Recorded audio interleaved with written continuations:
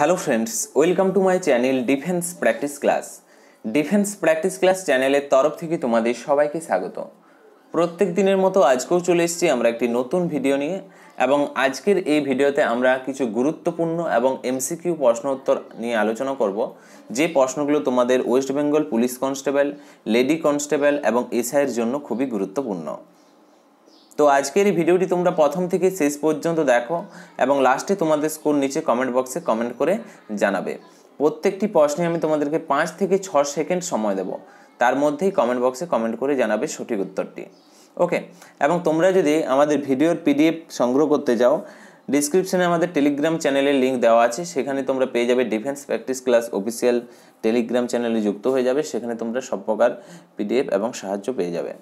ওকে, তো চলো শুরু করা যাক। আজকের ভিডিওর আমাদের ফার্স্ট প্রশ্ন, দাঁতের ডাক্তাররা কোন ধরনের দর্পণ ব্যবহার করেন?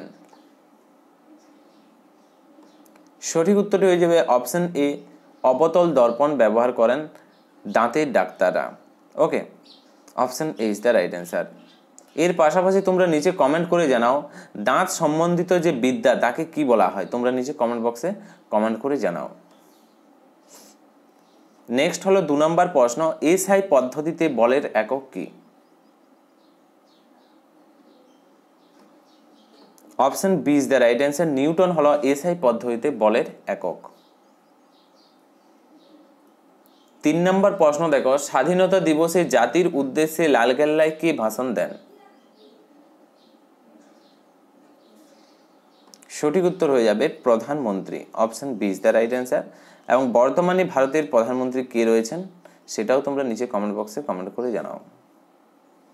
4 নম্বর প্রশ্ন, কলকাতার মহাজাতি সদন উদ্বোধন করেন কে করেন? সঠিক উত্তর হয়ে যাবে অপশন সি, রবীন্দ্রনাথ ঠাকুর কলকাতার মহাজাতি সদন উদ্বোধন করেন।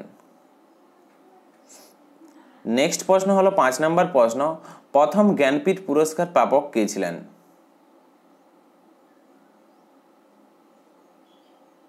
সঠিক উত্তরটি হয়ে যাবে অপশন এ, জি শঙ্কর করুফলান প্রথম জ্ঞানপীঠ পুরস্কার প্রাপক। নেক্সট প্রশ্ন হলো 6 নম্বর প্রশ্ন, ভারত রত্ন পুরস্কার কত খ্রিস্টাব্দ থেকে দেওয়া হয়?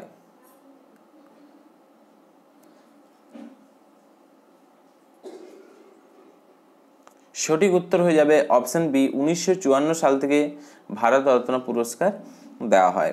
এবং তার সাথে সাথে তোমরা মনে রাখবে যে ভারতরত্ন পুরস্কার প্রথম কে পেয়েছিলেন, তোমরা নিচে কমেন্ট করে জানাও প্রথম ভারতরত্ন পুরস্কার প্রাপকের নাম। 7 নম্বর প্রশ্ন, কমলাকান্ত কার ছদ্মনাম? তোমাদের পরীক্ষাতে ছদ্মনাম সম্বন্ধেও প্রশ্ন আসে। সঠিক উত্তর হয়ে যাবে বঙ্কিমচন্দ্র চট্টোপাধ্যায়ের ছদ্মনাম হলো কমলাকান্ত। এর পাশাপাশি তোমরা মনে রাখবে রবীন্দ্রনাথ ঠাকুরের ছদ্মনাম হচ্ছে ভানুসিংহ বা আন্নাকালী পাগড়াসি। ওকে, এবং নজরুলের কথা যদি বলা হয় ব্যাঙ্গাচি, শরৎচন্দ্র চট্টোপাধ্যায় দাদা ঠাকুর। নেক্সট প্রশ্ন হলো 8 নম্বর প্রশ্ন, খুবই গুরুত্বপূর্ণ প্রশ্ন, পিডিএফ কথাটির পূর্ণ অর্থ হলো?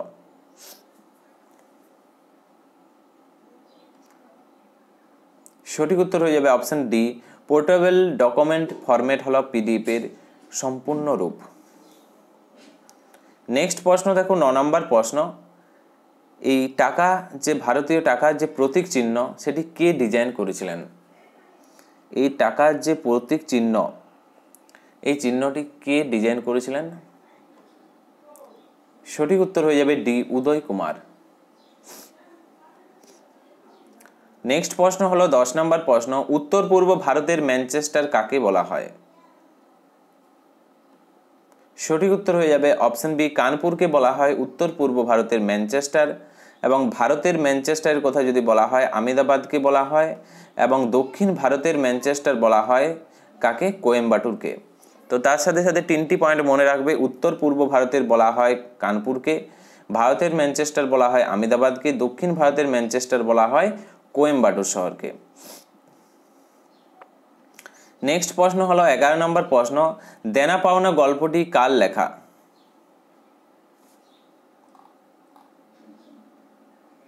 সঠিক উত্তর হয়ে যাবে অপশন বি, রবীন্দ্রনাথ ঠাকুরের লেখা। 12 নম্বর প্রশ্ন, সন্দেশ পত্রিকা প্রথম প্রকাশ করেছিলেন কে?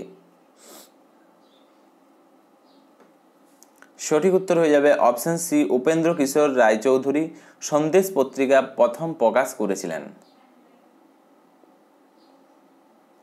নেক্সট প্রশ্ন দেখো, 13 নম্বর প্রশ্ন, পিৎজা কোন দেশের ঐতিহ্যগত খাবার? তো ফ্রেন্ডস, পিৎজা এটি হচ্ছে ইতালির খাবার, হচ্ছে pizza. Option C is the right answer. Next প্রশ্ন হলো 14 নম্বর প্রশ্ন, ভারতবর্ষের প্রথম কৃত্রিম উপগ্রহের নাম কি?